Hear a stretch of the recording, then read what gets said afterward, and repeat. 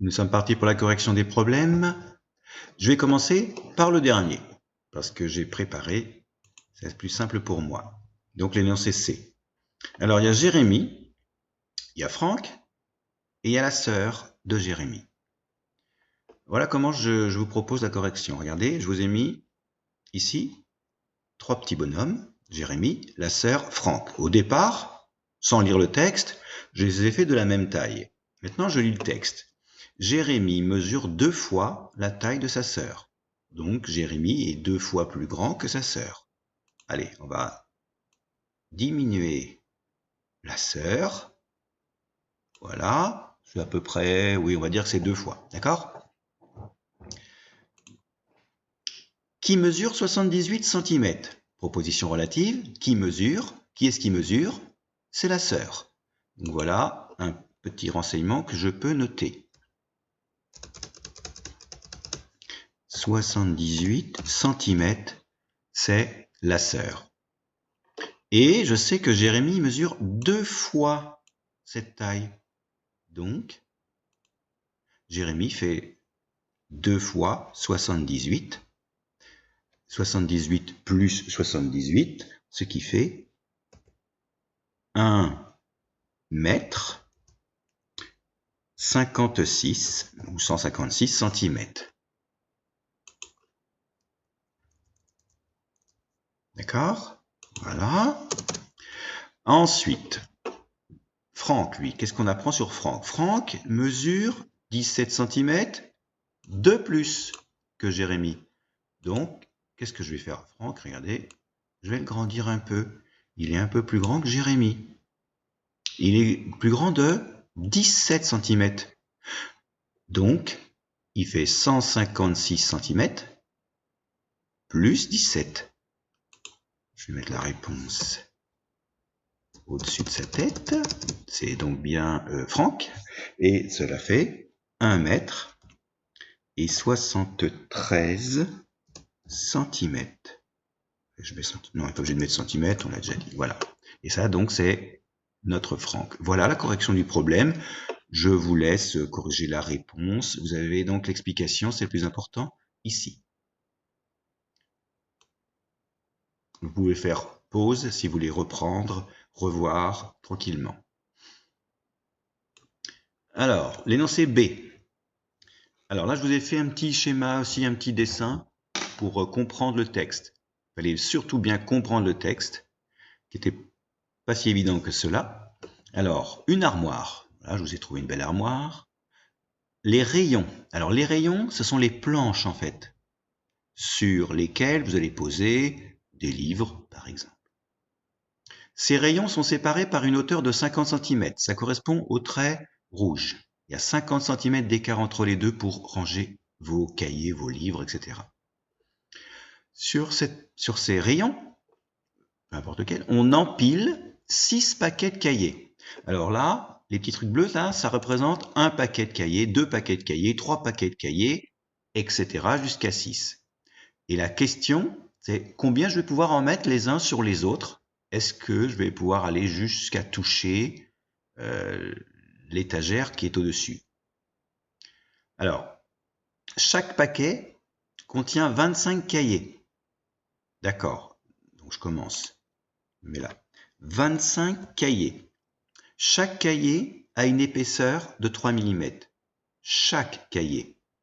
Donc, quand on dit chaque, ici, tous les cahiers font 3 mm. Ça se répète. 25 fois 3, je vais trop vite, égale 75. Je ne me trompe pas d'unité, je suis bien en millimètres. 75 mm. Si vous voulez, je vous le mets en centimètres. Voilà, si vous avez mis en centimètres au début. Bon, d'accord, ça c'est un cahier. Il y en a 6 les uns sur les autres. Bon, ben on va chercher combien ça va nous faire, ça. Allez, on se met là. Donc, un paquet, c'est 75 mm. J'ai combien de paquets en tout ? J'en ai 6. Donc, 75 multiplié par 6, ça nous fait 6 x 5, 30, 42, 45, 450. Je suis toujours en millimètres.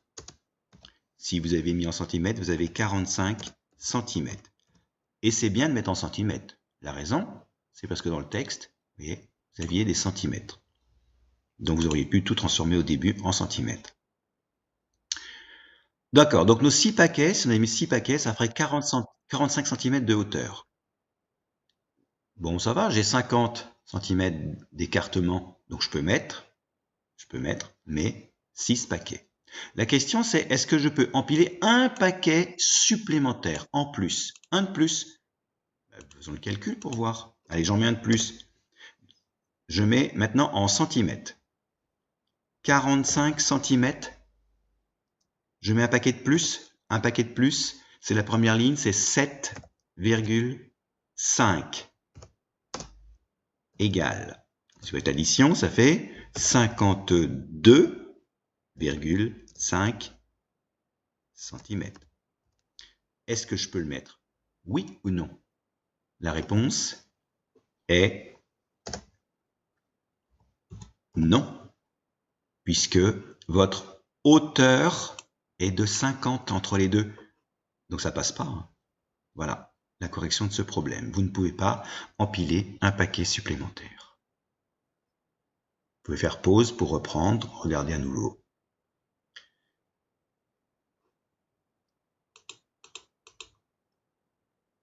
Alors, là vous avez déjà un schéma pour le tunnel sous la Manche. Alors le tunnel, vous avez un petit dessin, il n'y a pas qu'un tunnel en fait, il y en a 3. Il y a celui du milieu, qu'on appelle la galerie de service. Alors là c'est pour faire des réparations, c'est pour, si jamais il y avait un accident, que les secours puissent arriver par ce tunnel. Donc nous, quand je dis nous, c'est-à-dire les voyageurs, si on va de France en Angleterre, on ne passera jamais dans la galerie de service. On prendra soit le nord, soit le sud, selon le sens de voyage. Donc, il y a 3 tunnels. Il fallait donc calculer la longueur totale de chacun des tunnels et de la galerie de service. Donc vous avez 3 problèmes consécutifs à faire. Donc là, c'est du calcul. Alors, pour le tunnel nord, on reprend les trois parties. Donc, il y a sous la mer, sous la terre du côté anglais, sous la terre du côté français. Donc, on a 37 925 plus 9 280 plus 3 265, ce qui nous fait pour le tunnel nord 50 470. On est en mètres. Voilà pour le nord. Je vais vous l'écrire ici. Voilà. Le nord, c'est ça. On continue. Alors maintenant, on va dans le sens du tableau. Donc la galerie de service. On a 37 916, 9 293, 3 251. Ce qui nous fait une longueur de 50 460. Oui, c'est cela. Mètres toujours. Allez, le tunnel sud.